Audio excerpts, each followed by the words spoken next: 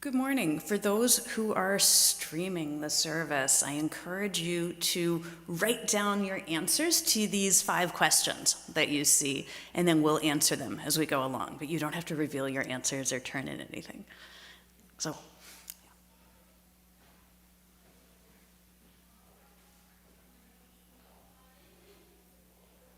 Sometimes you get Cody up there carefully knocking into things for the productions.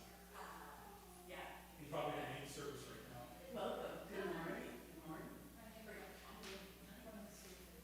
Nice to meet you. Thank you. Thank you for coming. Church is not on yet, so. Yeah, that's fine. Everybody's doing this. And then we'll focus our.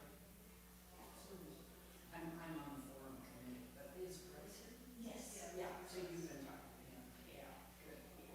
Yeah, and for churches where we present where there are 2 services, yeah, people often come in, the service runs long, Yeah, I just, start to expect it, and then they need to leave a little early after that. So it's nice. We like to start at 10. We know the area. Mr. Bryce.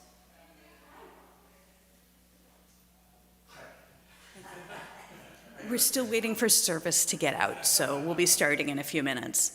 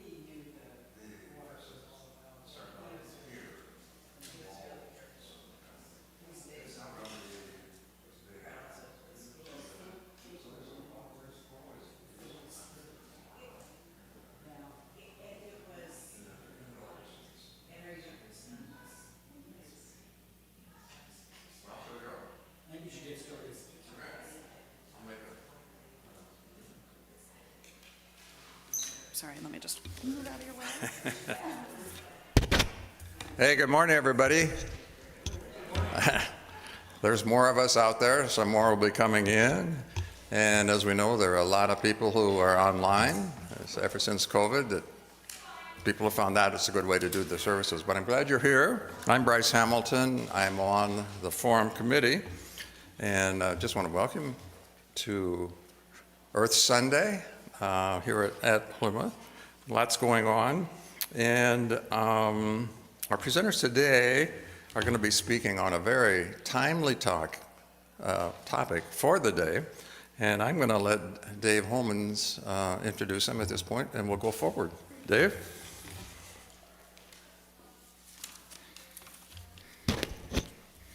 I noticed the confirmands 201 were superb at about adjusting the microphones last week when they gave their little talks.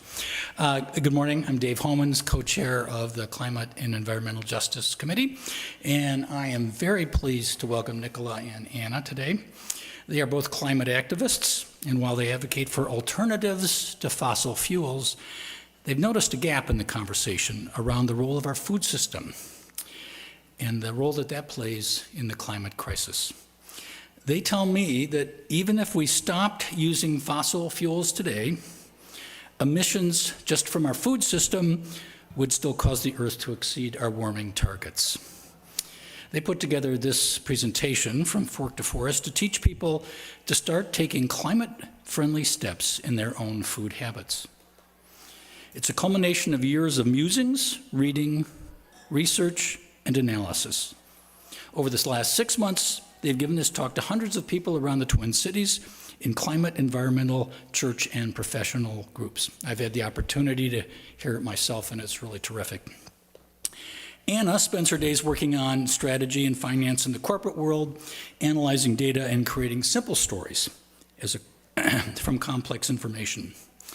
By night, she dons her mask and cape and appears as a climate and environmental activist. She serves on the executive team of Climate Reality, and some of you know her from that role. And she lives with her partner and 2 teenagers in Minneapolis. She loves biking and getting out in nature. Nicola runs a plant-based meal program at Simpson Housing, with which I think most of us at Plymouth here are familiar.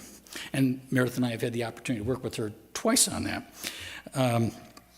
She has a doctorate. I didn't know this. Wow, you are really. She has a doctorate in biochemistry and molecular biology, which I can barely pronounce, and has written 18 peer-reviewed scientific publications. Nicola enjoys gardening, biking with her teenagers, and walking her dogs. She's enthusiastic about empowering people to take climate action through plant-based eating. I know Nicola from her role as an inspirational and highly active co-leader of the Minnesota West Suburban chapter of Citizens Climate Lobby. So, without further ado, thank you, Nicola and Anna, and the program is yours.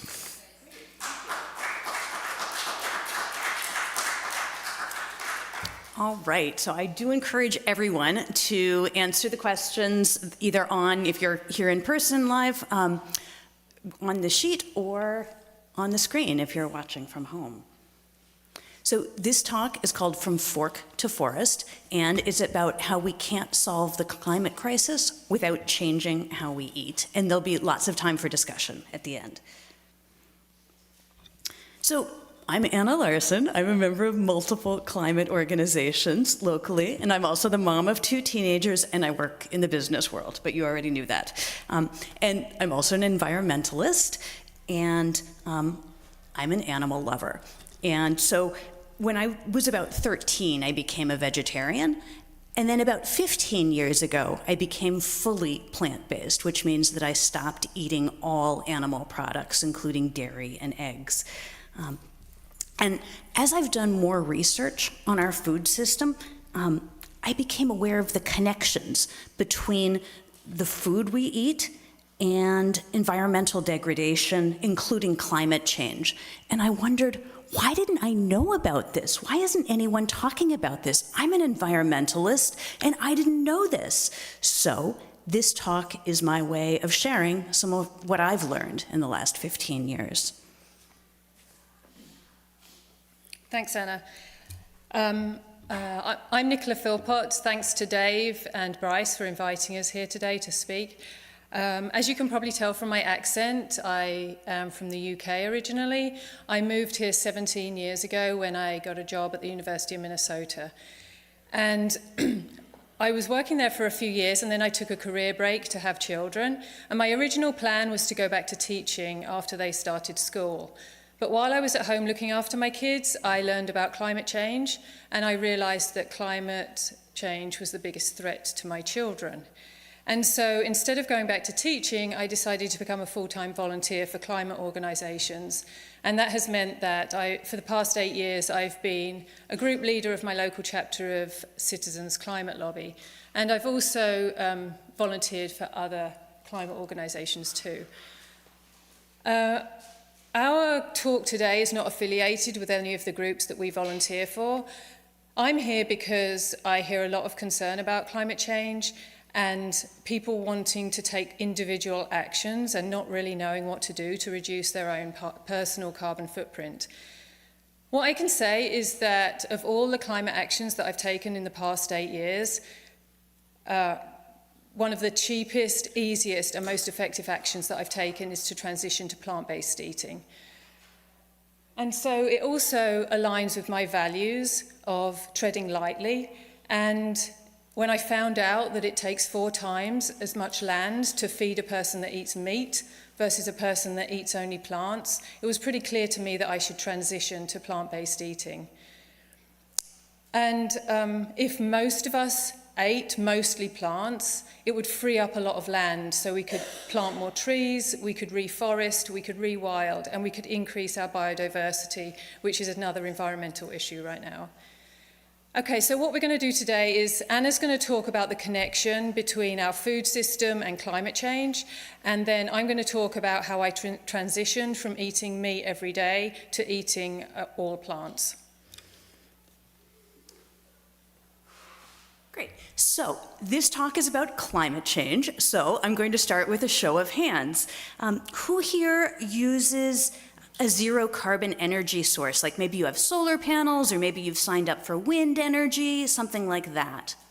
Excellent. Okay. Who drives a low carbon vehicle? Maybe it's a full EV or a hybrid.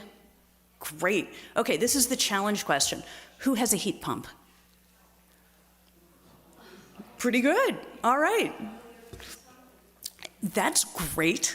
And we need to be doing it all. And in this presentation, we're going to make the case for why you should become a reducitarian. That is, you need to eat less animal products, a lot less, to help fight climate change.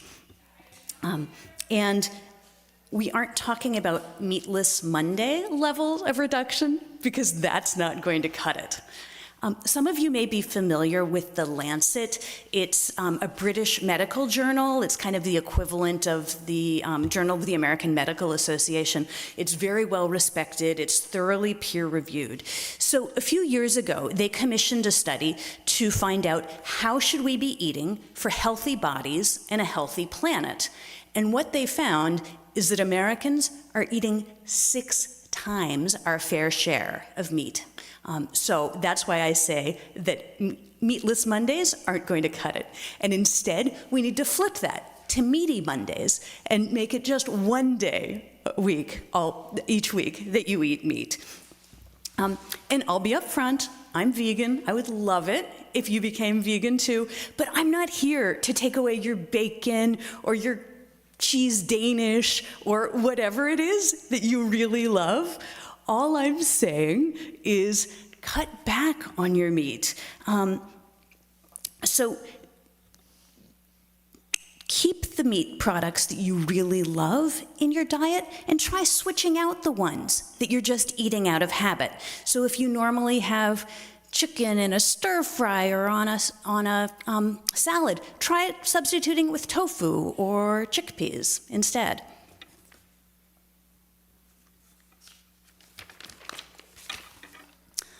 Okay, so here we go with the very first quiz question. Humans make up about 1/3 of the mammalian biomass on the planet, And our livestock makes up just under 2/3. So that leaves just 4% for wild mammals. And then when you cut out the ocean mammals like whales and dolphins, we're down to just 2% of all the mammalian biomass on our planet that's wild. So all those elephants and deer that are eating your garden and the hippos, their mass pales in comparison to the weight of our cows and pigs. And it's a similar story for birds. Over 70% of avian biomass is farmed poultry. Our meat habit is gobbling up land and resources and causing the extinction of wild animals. So now let's start by talking about the climate change impacts of our diet, that is, the greenhouse gas impact. So if we were to electrify everything and completely stop fossil fuel use right now, today, this morning, but we don't change how we feed ourselves, we'd still be on track for over 2 degrees Celsius of warming. We just can't make our targets without changing how we eat. And there are 2 climate impacts from the way we raise food today. First, our agriculture system, specifically animal agriculture, is a significant contributor to greenhouse gas emissions. And this is what usually gets counted when we talk about, in the official statistics that we hear. But the second part that we often overlook is that we're missing out on the greenhouse gas sequestering properties of healthy ecosystems by using so much of this land for livestock. And again, this is primarily done in support of animal agriculture. So in these charts, you can see that agriculture accounts for about 1/4 of direct global emissions, and animal agriculture accounts for more than half of that. And while we are figuring out ways to reduce the greenhouse gas emissions from the other sectors, so think of electric vehicles or zero carbon energy, our food production system is stubbornly hard to impact. The emissions just keep going up. Animal-based foods account for twice the emissions of plant-based foods, despite the fact that they make up a fairly small portion of our diet. If everyone were to adopt a plant-rich, low-animal product, reducitarian way of eating, we could cut our emissions from the food sector in half. And this isn't enough to get us all the way to where we need to be, but it is the biggest lever we can pull in the food system. And here's another way to think about this. Your food consumption accounts for about 25% of your personal carbon emissions, and your home energy use accounts for about 20% of your emissions, and your transportation is a similar percentage. So thinking about the emissions associated with your food is just as important as thinking about electrifying your home or how you get around.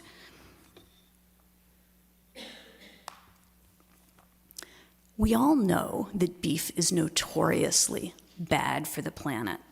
But did you know that producing a pound of beef adds 40 times more carbon to the atmosphere than burning a pound of coal?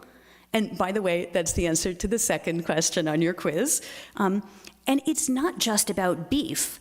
A pound of shrimp produces 10 times the carbon emissions of coal, and cheese is 9 times, and pork and chicken are 4 or 5 times. So can you imagine your family's chicken dinner is the equivalent of burning multiple pounds of dirty coal?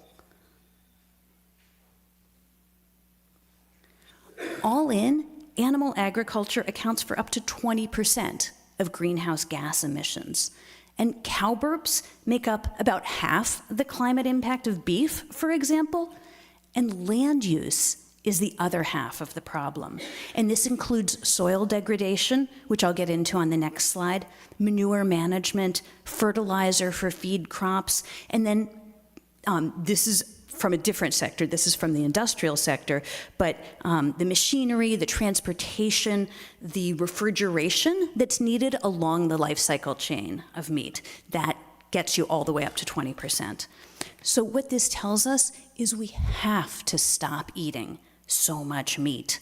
When you eat animal products, go ahead and make sure they're from regenerative farms or sustainably raised, but much more importantly, eat much less of them. And again, I'm not talking Meatless Monday less. That's not enough.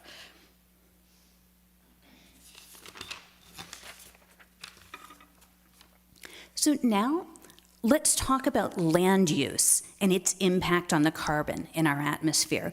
About half of what is now grazing land was forest in the year 1800, and the percent is higher the further back in time you go. So it's not fair to say that animals are just grazing on land that wouldn't be used for anything else anyway. And when forests get cut down for grazing land or cropland, much of the carbon that's stored in the trees gets released. And over time, the soil degrades, which releases more CO2 into the atmosphere. And then on top of that, there's the opportunity cost we have from not having more trees available to sequester carbon. So where we used to have a forest that was growing and storing carbon each year, now we have degraded soils that are slowly leaking carbon into the atmosphere and that require fertilizer to produce. And nitrous oxide, which is a big component of fertilizers, is another extremely potent greenhouse gas. So earlier, we talked about some of the steps that you're taking to reduce your own personal carbon footprints, like driving an EV or installing rooftop solar. So if you're taking steps to reduce your personal carbon footprint, eating much less meat and dairy should absolutely be high on your list of actions. So please reduce your flights. That's a huge emitter. And then switch to an EV and install rooftop solar if it's in your budget. But for goodness sake, eat less meat. And the great news about reducing your meat and dairy consumption is that you can start doing it today. You don't have to wait another minute or save up to make this dramatic reduction in your carbon footprint. And another point worth remembering is that if you live with other people, switching your whole household to reducitarian will have 2 or 3 or 4 times the impact. That's a lot. That really adds up. So now let's move on from climate change and carbon dioxide emissions and discuss other ways that animal agriculture is damaging the earth. So let's start with land use. Animal agriculture makes up a little more than 1/3 of the Earth's habitable land. That's the equivalent of all of North and South America, used just for animal agriculture. So no blueberries or lettuce or forests. That's 2 whole continents. That's a lot. We could make more room for forests, prairies, and other environments where wild creatures live and where carbon gets sequestered if we stopped using so much of our land to support animal agriculture. And here's another shocking statistic. In the US, less than 10% of all the grains we grow are used for direct human consumption. Most of the grains we grow are used to feed animals. And that's the answer to the 3rd question on your quiz, just 10%. So all those amber waves of grain, they're for subsidized chicken feed. If we stopped eating so many animals, we could grow a lot less grain and be able to return the excess farmland to nature and sequester more carbon. Or alternately, we could farm the land less intensely and use fewer pesticides. So now, Let's talk about deforestation. You won't be surprised to learn that cattle ranching is the biggest cause of deforestation in the Amazon. 75% of Brazil's deforestation is driven by cattle ranching. And this meat gets exported all over the world. And in the US, big agriculture has made it illegal to require a country of origin label on meat, so you won't know if you're buying meat from deforested land. But annually, the US imports over 1 billion pounds of Brazilian beef, so chances are good that if you know someone who eats beef, you know someone who has contributed to the destruction of the Amazon.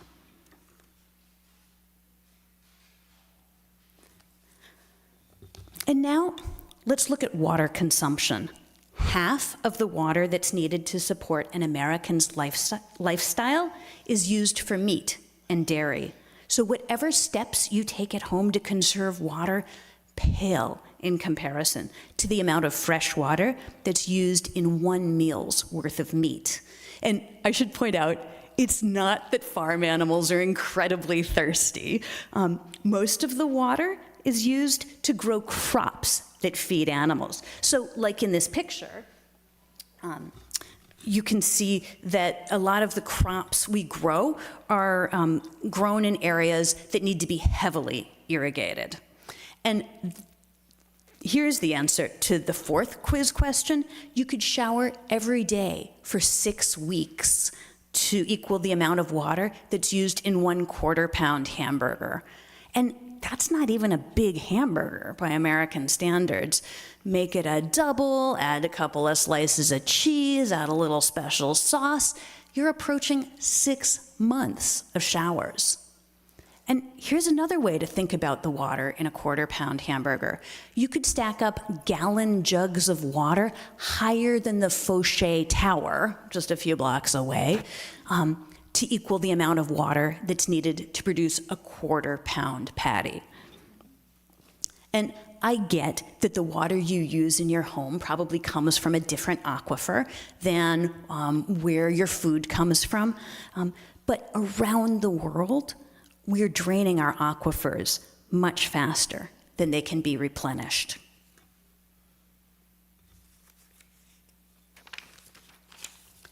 And let's zoom into what's going on in Minnesota to talk about water pollution, or water pollution, as I like to call it. We have 50 million farm animals in our state. They're mostly in CAFOs, or confined animal feeding operations, or just large factory farms. We have 2 million cows and 9 million pigs and lots of chickens and turkeys. And a cow makes 25 times the poop of a human, and a pig makes 10 times the waste of a human. And have you ever heard of a sewer for animal waste? No, that's not a thing. Instead, the waste gets stored in what's called lagoons, so these purple ponds, and then it's sprayed on nearby fields. But the land can't absorb such an intense amount of nutrients, and so a lot of that ends up washing out into rivers and streams and polluting the water table. And this excess ends up running off even all the way down to the Gulf of Mexico, or now the Gulf of America.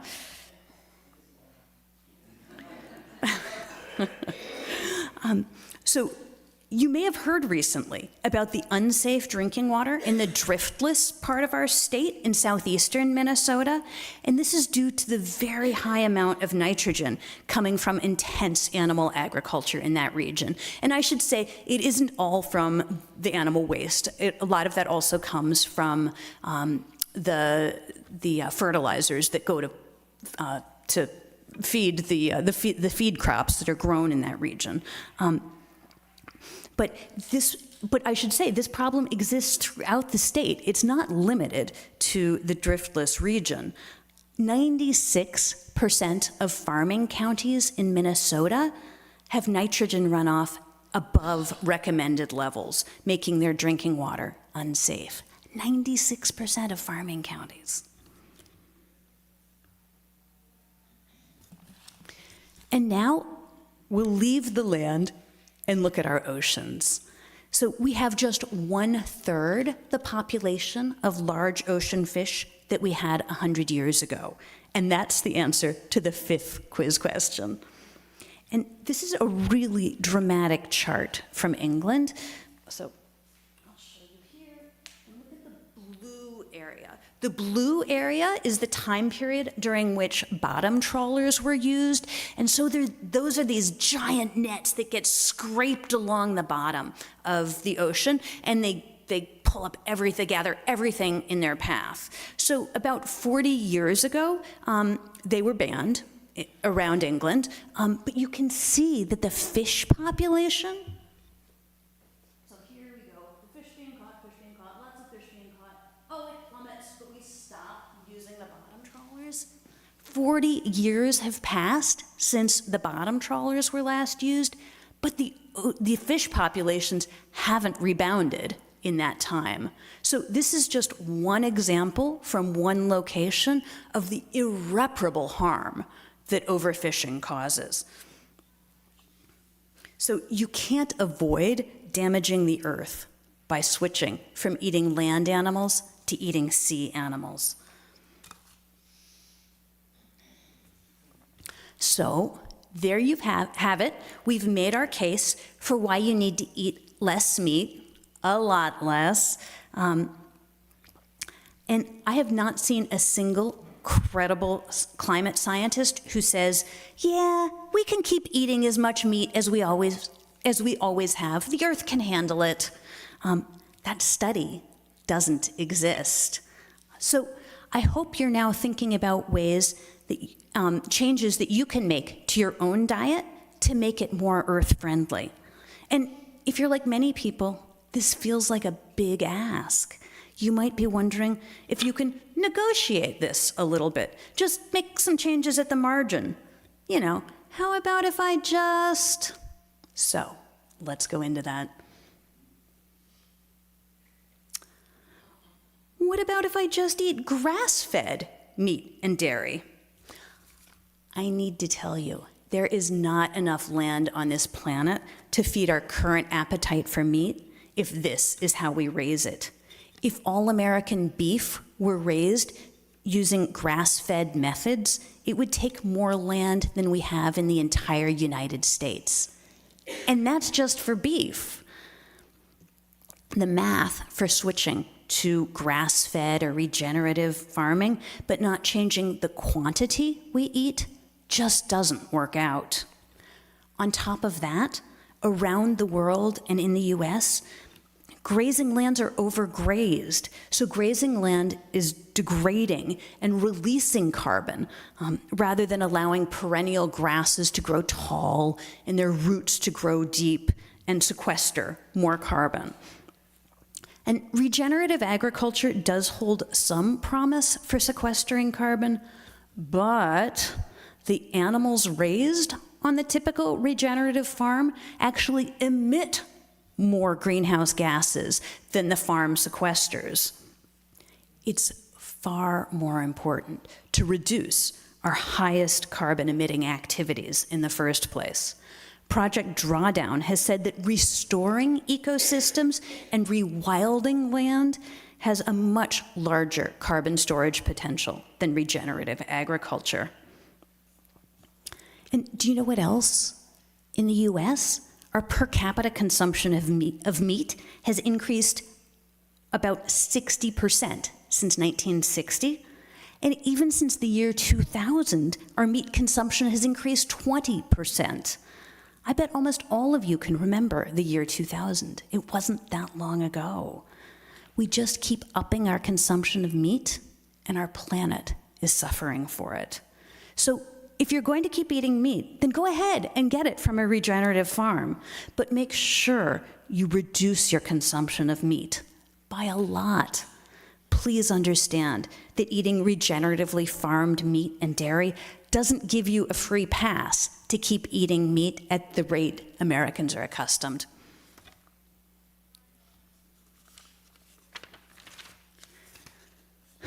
What about if I just go vegetarian? Remember that cows are a big emitter of methane. In the US, they're the single largest source of methane, beating out even natural gas by a lot.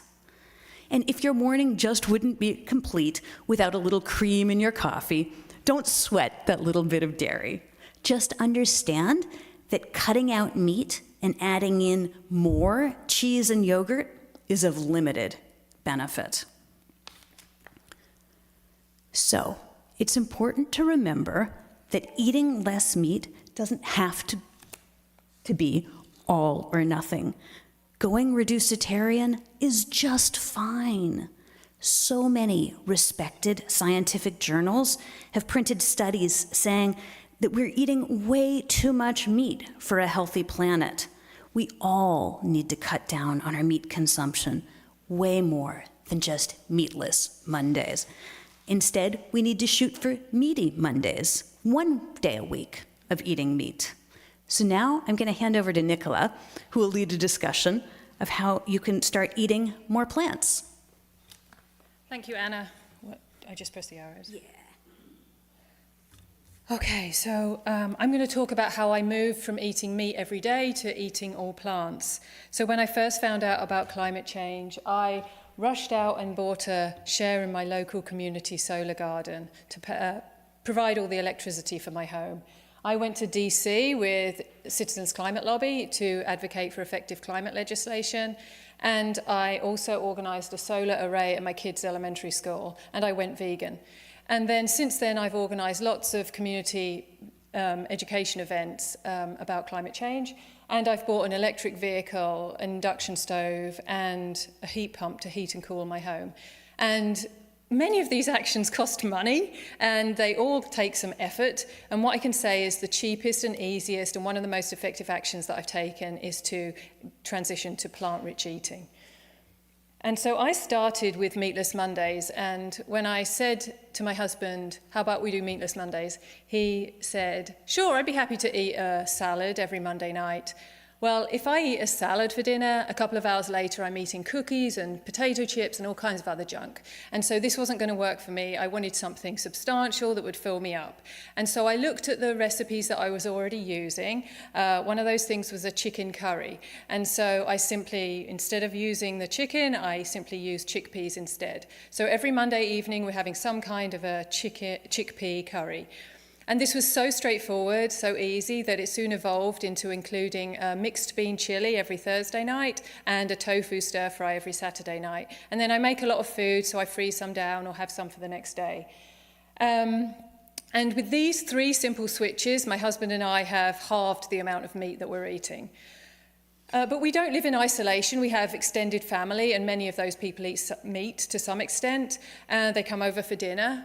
When they come over in the summer, we have a grill out, and we're making Impossible burgers and Beyond Brats, lots of grilled vegetables, potato salad, and everything is plant-based, and everyone really loves the food. We also have a couple of kids. They're teenagers now, and famously, teenagers eat a lot.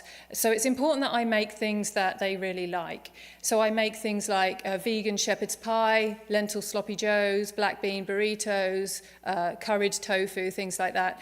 And I've given out some of our family favorite recipes here for you to take home and try. I've also included some of the websites where I got the recipes, and so you can explore yourself and find your own recipes that you can try and you might like at home.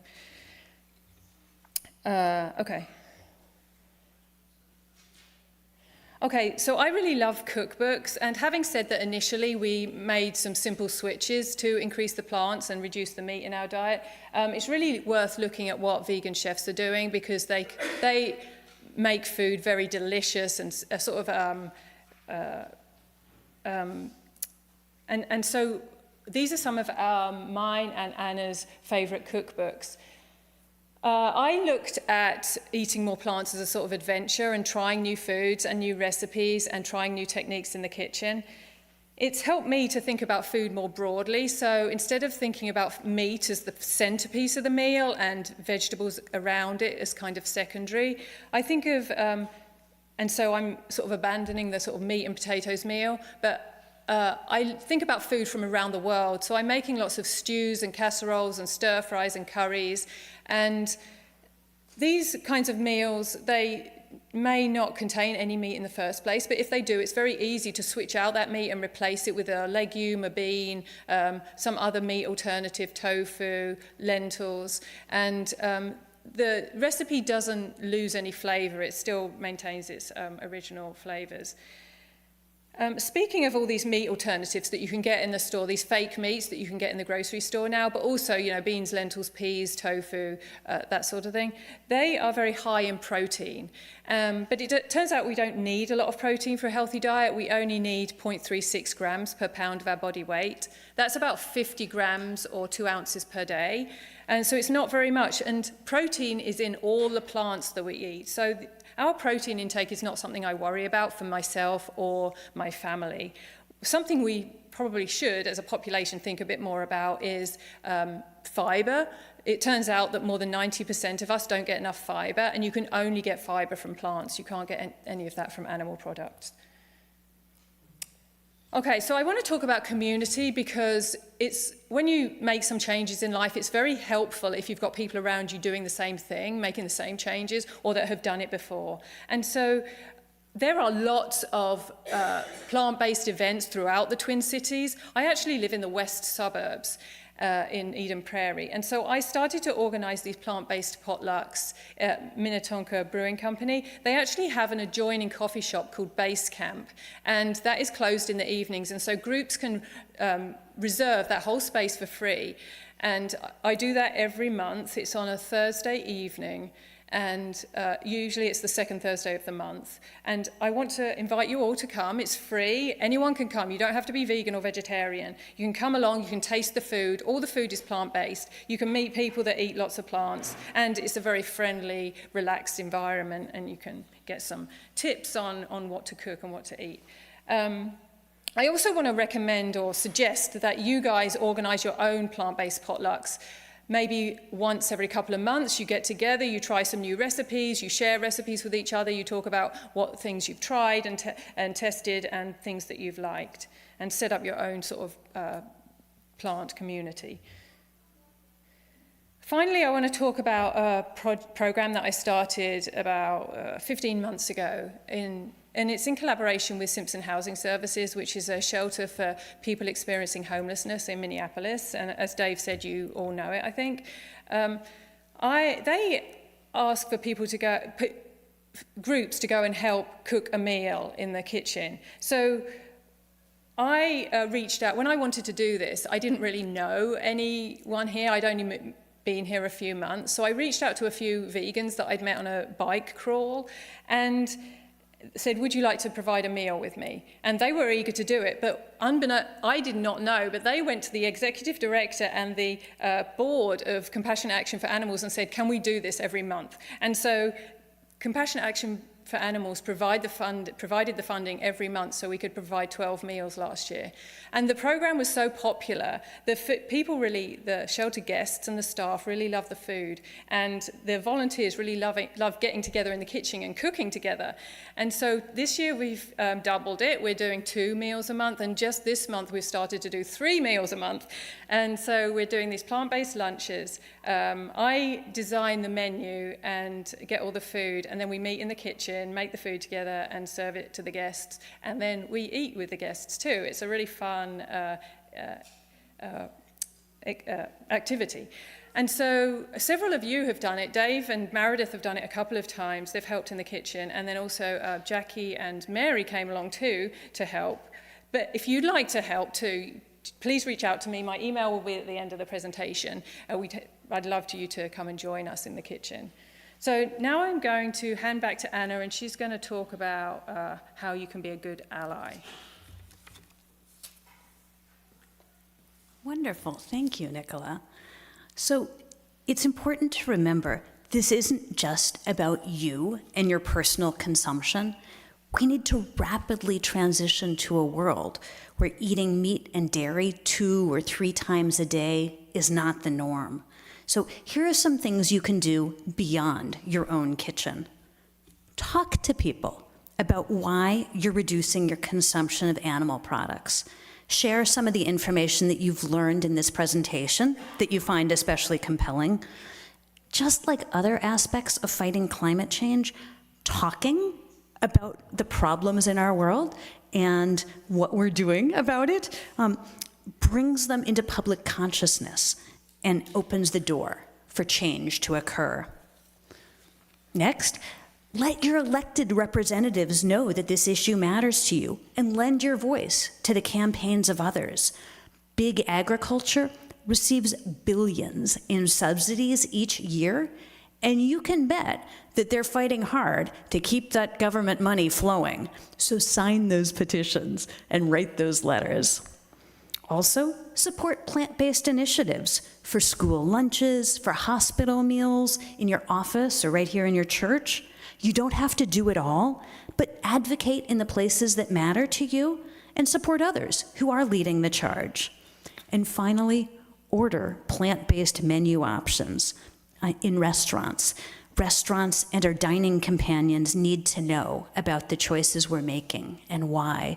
And we're lucky today to have the owner of Lulu vegan Ethiopian restaurant right in the back, and she's going to welcome you. I think she's just outside the doors, but she's going to welcome you into her restaurant after this service or whenever it suits your schedule. She has delicious food, and it's just a half block away. I highly encourage you to try it out. So there are many reasons to switch to a plant-rich diet. Planetary health, which we've been talking about today, or your own personal health, or the ethics of how farm animals are raised. And here are just a few suggestions to get you started if you are interested in learning more. Eating more plants is not controversial.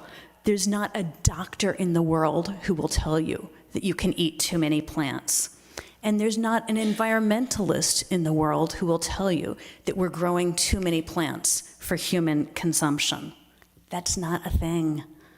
So for us to live in a sustainable world, this shift to more plant-rich eating is inevitable. Just like we need to electrify our homes and vehicles and cut down on our fossil fuel use, switching to a low-meat diet is equally an absolute requirement for a livable planet. And it's easy to be part of the solution. So now, we'd like to hear your ideas. What are ways that you can reduce your own animal product consumption? Or what do you already do? So we open the floor to you. So Anna and I both have articles in this current issue of Veg Living, and if you're interested, you can grab one on your way out. Anna's article is about climate change, and mine is about the Simpsons program. But we would love to hear from you. Yeah. Hi. I'm going to ask you to use the mic so our folks on Zoom can hear. Okay. I'm not sure. About 2 years ago, I decided I wanted to be healthier and lose weight and get a lot of weightlift. I weightlift and do a lot of exercise, but I wanted to address the diet. And so maybe every 2 to 3 weeks, I make an entire crock pot all day of beans of every different type, and lentils and red cabbage and kale and whatever comes out of my garden in the summer. And then that's what I eat for lunch every day, and then I add to it the fresh leftovers of whatever meal I have. And it cuts down on any time consumption. No, people say, you bring your lunch, well, of course. And it's absolutely delicious, and I keep experimenting. So it was one simple thing to do. I love it. That is fantastic. I think that's a great idea, yeah. Batch cooking. Hi, I was vegan for like 5 years, returned to pescatarian. This is convincing me to maybe go back. But one of my questions based on this is, do you know, like I eat Beyond Beef and some of those kinds of things. Do you know anything about the energy consumption that those products take? Yeah, so making the meat analogs like the Beyond Beef and the Impossible Burger, it certainly uses more energy than, say, growing lentils or beans, but it creates a lot less greenhouse gas emissions by like a factor of 10 or something than eating meat. So they're absolutely, while they're not ideal for human health, they're a great product to use from a climate perspective. And truthfully, even for your health, they are no worse than eating meat. And there's a Stanford study that shows that. Thank you so much for this information. I was particularly taken by milk products and what have you. I just thought, oh, that's, always good. So calcium, can you talk a little bit about that and calcium replacements, if you will? Sure. Do you want to take it or do you want me to? You can say something. Okay. Yeah. So a couple of things. There's a wide range in the amount of calcium that people are recommended to get. So as you travel around the world, that recommendation varies. The American recommendation is very much on the high end of what that is. So I think we don't know exactly how much calcium we need. What I will say, though, is that the countries that have the highest dairy consumption, so think of like the Nordic countries, they also have the highest rates of osteoporosis. And then the countries with the lowest dairy consumption, so like China, actually have very low rates of osteoporosis. So it's not clear that getting your calcium from dairy is the way to go. And there's some research that says that the acids that your body produces when you have dairy help to leach out the calcium. And I'm not a nutritionist, so I can't talk to you in detail about that. But if you are interested in boosting your calcium consumption, but not from dairy, for sure leafy greens, so like kale is a great source, or any other leafy green that you can think of. Collards, for example. And then you can always, and then here's another idea is most soy milks are fortified with calcium. So if you buy like a carton of Silk or the Whole Foods unbranded version, it's fortified with calcium and has as much calcium per serving as dairy milk. So that's another great source. And then finally, you can always supplement with like a half a tablet of Tums throughout the few times throughout the day, just to make sure you spread it around, because Tums is a great source of calcium too. This was amazing and disturbing because I thought I was being such a good girl because I just eat chicken and fish now and then, and now I have to switch up things. So that's not good news, but it's okay. News. It's I'll deal with it. So, but anyway, I think I've sort of been taught or had the impression that you needed certain nutrients from meat, and that if you were going to go vegan, that you needed to do quite a few supplements. Is that true or not? And if so, which ones, other than calcium? Okay, thank you.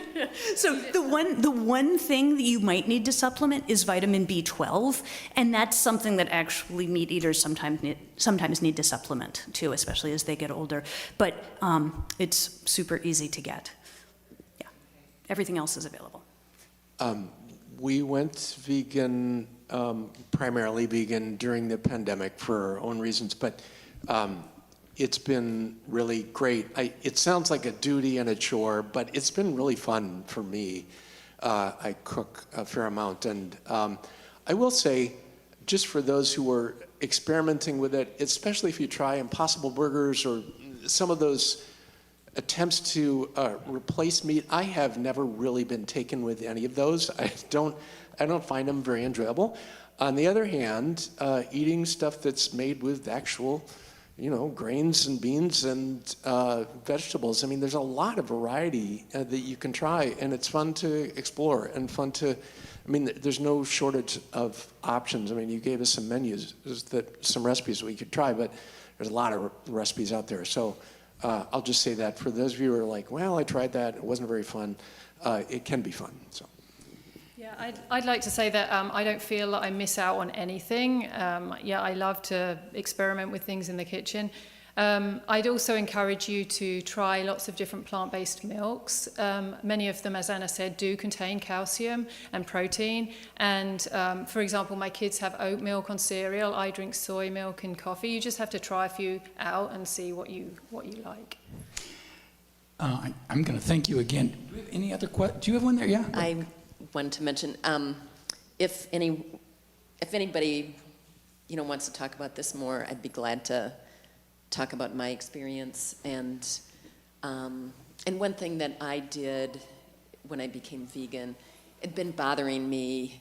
Usually I have fruit, yogurt, and granola. So became vegan, used plant-based. And it always bothered me that yogurt comes in these plastic containers. So I'd been thinking about making yogurt for a long time at home. And finally, I just happened to find a recipe for making vegan yogurt using cashew milk. And it's so good. And cashew cream, cashew milk, homemade, is so flavorful. It's like, who needs milk? And the other thing about calcium, it's never been an issue for me. I have a physical every year. I get my, all my labs. Calcium is fine. So on a plant-based diet, so not to worry. So I need a copy of that recipe, for sure. Yeah. I think we kind of have to get going to the 11 o'clock service. One small little add-on. In addition to ordering the vegan items that are already on the menu, if you don't see something on the menu labeled vegan, it's a great idea just to ask, do you have any vegan? If you notice what's happened to the number of GF offerings in restaurants in the last 20 years, it's skyrocketed, and that's because people were asking for that.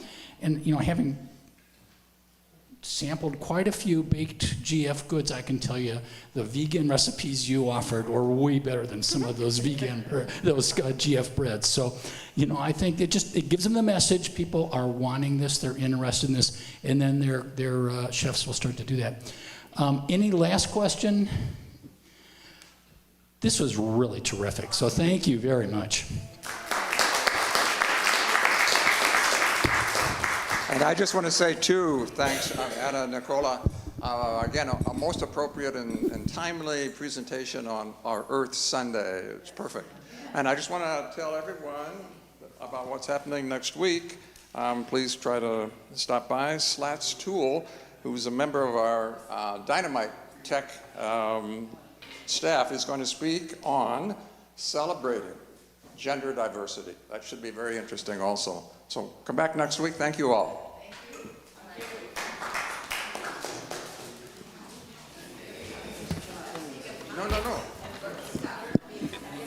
Oh, yeah, you're so welcome. Thank you for coming.